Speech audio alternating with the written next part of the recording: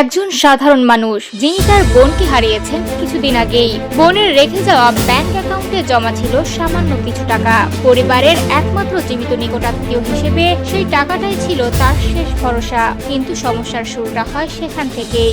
ব্যাংকে গিয়ে তিনি যখন সেই টাকা তুলতে চান, তখন তাকে জানানো হয় মৃত্যু সনদ এবং বৈধ উত্তরাধিকার সনদ ছাড়া কোনোভাবেই অর্থ উত্তোলন করা যাবে না। প্রয়োজনীয় কাগজপত্র সম্পর্কে কোনো ধারণা না থাকায় তিনি বারবার ফিরে যেতে বাধ্য হন। দরিদ্র, প্রাতিষ্ঠানিক শিক্ষাহীন সেই মানুষটি ধীরে ধীরে বুঝতে শুরু করেন নিয়মের জালে আটকে গেছে তার ন্যায্য অধিকার। এরপরে ঘটে যায় এক অবিশ্বাস্য ঘটনা। অসহায়ত্ব আর হতাশার চূড়ান্ত পর্যায়ে গিয়ে তিনি এমন এক সিদ্ধান্ত নেন যা দেখে পুরো এলাকা স্তব্ধ হয়ে যায়। তিনি গ্রামের শ্মশান থেকে তার বোনের দেহাবশেষ তুলে আনেন। কাপড়ে মুড়িয়ে সেই কঙ্কাল কাঁধে নিয়ে তিনি প্রায় 3 কিলোমিটার পথ হেঁটে সোজা ব্যাংকের দিকে রওনা দেন। রোদে পোড়া সেই দীর্ঘ পথ, কাঁধে বোনের স্মৃতি বয়ে নিয়ে হাঁটা, সব মিলিয়ে দৃশ্যটি ছিল অত্যন্ত হৃদয় বিদারক ও অমানবিক এক প্রতিবাদের মতো।